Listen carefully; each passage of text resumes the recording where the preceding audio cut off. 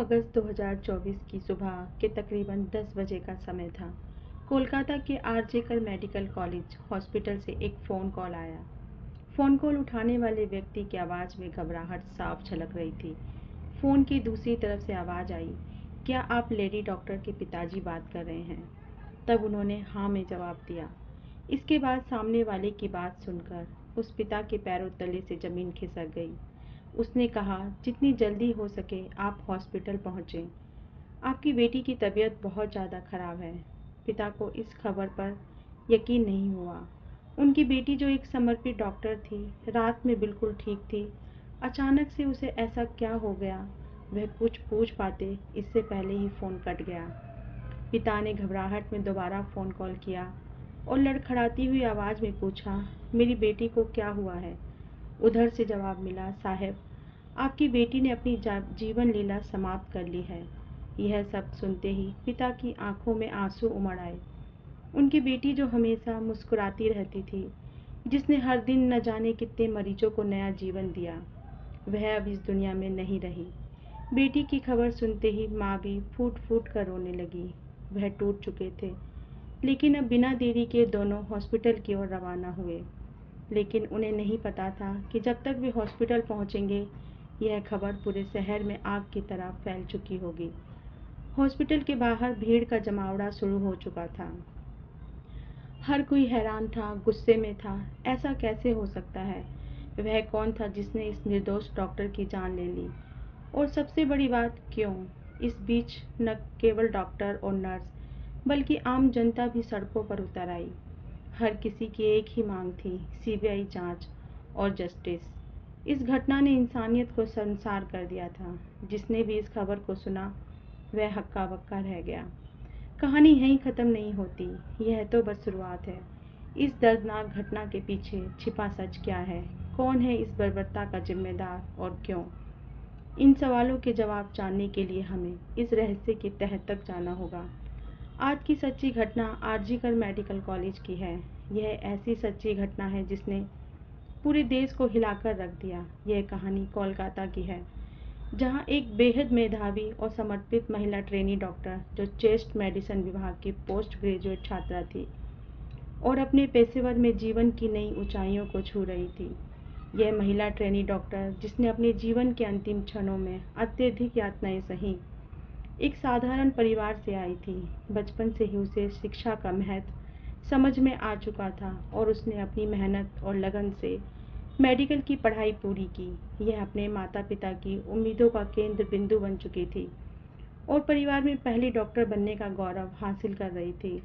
उसकी सफलता न केवल उसके परिवार के लिए गौरव की बात थी, बल्कि वह अपने समुदाय के लिए भी प्रेरणा बन चुकी थी। मेडिकल कॉलेज में उसने खुद को साबित करने के लिए कड़ी मेहनत की। उसे हमेशा से ही मरीजों की सेवा करने की प्रेरणा थी और उसने अपने परीक्षण के दौरान जूनियर्स और सीनियर्स के साथ मिलकर काम किया। वह हमेशा मुस्कुराते हुए मरीजों की देखभाल करती थी और अपने काम के प्रति समर्पित थी। लेकिन कोई नहीं जानता था कि एक दिन यही समर्पण उसे भयानक अंत की ओर ले जाएगा। 8 अगस्त 2024 की रात को लगभग 11 बजे उसे उसकी माँ का फ़ोन कॉल आया। माँ ने हर रोज़ की तरह अपनी बेटी की खैर खबर ली। ट्रेनी डॉक्टर ने फिर मुस्कुराते हुए जवाब दिया, माँ, मैं ठीक हूँ। उस समय वह मरीजों को देखने जा रही थी। यह उनका आखिरी संवाद था। माँ को यह संतोष था कि उनकी बेटी अपने काम में व्यस्त है और सुरक्षित है।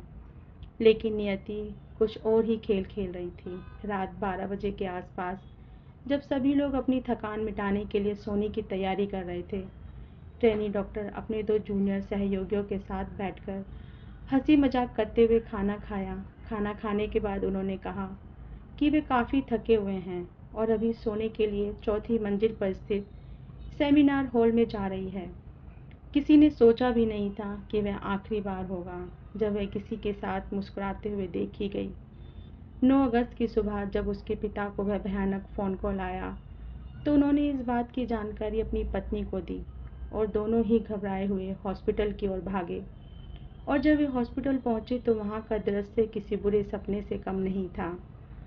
हॉस्पिटल की गलियों में अफरा तफरी का माहौल था। ट्रेनी डॉक्टर का शरीर अर्धनग्न अवस्था में खून से लथपथ और जख्मों से भरा पड़ा था। ट्रेनी डॉक्टर के शरीर पर जगह जगह चोट के निशान पाए गए और उनकी गर्दन की हड्डी टूटी हुई थी।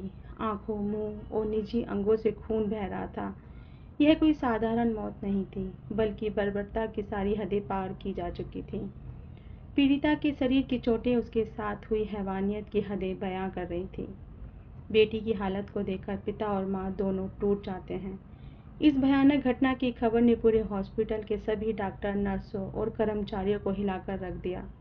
जैसे ये खबर हॉस्पिटल से बाहर निकली तो सोशल मीडिया पर आग की तरह फैलने लगी और पूरी शहर में गुस्से की लहर दौड़ गई। हॉस्पिटल के बाहर लोगों का जमावड़ा लगना शुरू हो गया। डॉक्टरों और नर्सों ने धरना प्रदर्शन शुरू कर दिया। लोगों की बस एक ही मांग थी, न्याय। दोषियों को सख्त से सख्त सजा देना। बढ़ते दबाव के चलते इस मामले की जांच बहुत तेजी से शुरू हुई। जांच अधिकारियों ने मामले की जांच शुरू की, लेकिन शुरुआत में हॉस्पिटल प्रशासन ने इसे एक आत्महत्या के रूप में पेश करने की कोशिश की। हालांकि घटनास्थल की स्थिति, महिला ट्रेनी डॉक्टर के शरीर पर गहरे घाव और उसकी टूटी हुई गर्दन की हड्डी, यह सभी संकेत देते थे कि यह मामला साधारण तो बिल्कुल भी नहीं है। जो कि पोस्टमार्टम रिपोर्ट के मुताबिक पीड़िता के साथ उस वक्त रेप किया गया जब वो जिंदगी और मौत से जंग लड़ रही थी। जब उसके अंगों ने काम करना लगभग बंद कर दिया था, तब उसके साथ रेप हुआ है। उसके गुप्तांग में जिस तरह की चोट पाई गई उसे पेरीमोर्टम कहा जाता है। इसका मतलब होता है जिंदगी और मौत के बीच की चोटें। जैसे जैसे मामला आगे बढ़ा, राजनीतिक नेताओं और सामाजिक संगठनों ने भी इस मामले पर दुख जताया। यह घटना केवल एक परिवार का दर्द नहीं, बल्कि पूरे समाज का सवाल बन गई थी। मुख्यमंत्री ममता बनर्जी की सरकार भी इस मामले को लेकर दबाव में आ गई थी और जांच के दौरान सेमिनार हॉल के पास ही सीसीटीवी फुटेज खंगाले गए। इसमें कुछ संदिग्ध गतिविधियां देखी गईं। जांच के दौरान संजय राय नाम का एक व्यक्ति सामने आया, जो पुलिस कल्याण बोर्ड में सहायक के रूप में कार्य करता था। वो अक्सर हॉस्पिटल में आता जाता था और उसे सभी संदेह की निगाहों से देखा जाने लगा था। उसी जांच के दौरान पुलिस को सेमिनार हॉल के पास एक ब्लूटूथ डिवाइस मिला। पुलिस ने जब उस ब्लूटूथ डिवाइस को चेक किया, जो कि बुरी हालत में टूटा हुआ था, यह डिवाइस संजय राय का निकला। फिर उसे तुरंत हिरासत में लिया गया। अभी संजय राय का इतिहास और उसकी गतिविधियां किसी से छिपी हुई नहीं थी। उसने कई शादियां की थीं और जब हर बार उसका मन भर जाता था तो वो अपनी पत्नी को छोड़ देता था। उसकी एक पत्नी की संदिग्ध परिस्थितियों में मौत भी हुई थी, लेकिन उस समय किसी ने उसकी शिकायत नहीं की और वे खुद को एक पुलिस वाला बताता था। जांच के दौरान पुलिस को कई चुनौतियों का सामना करना पड़ा। संजय राय की गिरफ्तारी के बाद उसने पहले तो किसी भी अपराध को स्वीकार नहीं किया, लेकिन बाद में जब उससे कड़ाई से पूछताछ की गई तो उसने अपने अपराधों को कबूल कर लिया। 8 अगस्त की रात संजय राय ने शराब के नशे में धुत होकर उस महिला डॉक्टर पर हमला किया। उसने पहले उसे बुरी तरीके से मारा पीटा, फिर उसके साथ दुष्कर्म किया और अंत में उसकी जीवन लीला समाप्त कर दी। उसके शरीर पर जगह जगह गहरे घाव के निशान पाए गए, जो इस बात का सबूत थे कि उसने कितनी क्रूरता के साथ महिला डॉक्टर पर हमला किया था। पुलिस ने आरोपी का मोबाइल फ़ोन जब्त किया और उसमें कई आपत्तिजनक वीडियो भी पाए गए। आरोपी बहुत ही असामान्य तरह के अश्लील वीडियोस देखता था। यह वीडियो उसकी विकृत मानसिकता को बयां करते हैं, जो उसके अपराधी होने के पुख्ता सबूत थे। फिर पुलिस ने संजय राय के खिलाफ भारतीय न्याय संहिता की धारा 64 और धारा 103 के तहत मामला दर्ज किया और शियालदा अदालत में उसे पेश किया, जहां पर उसे 23 अगस्त तक पुलिस रिमांड में रखे जाने की मंजूरी मिली। बाकी अभी यह मामला चल रहा है, तो हो सकता है कि उसमें अभी और भी नए खुलासे हो जाएं। इस घटना ने हमें यह सोचने पर मजबूर कर दिया है कि हमारा समाज किस दिशा में जा रहा है। इस घटना ने हमें यह भी सिखाया कि समाज में महिलाओं की सुरक्षा के लिए केवल कानून ही नहीं, बल्कि समाज की सोच और जागरूकता भी महत्वपूर्ण है।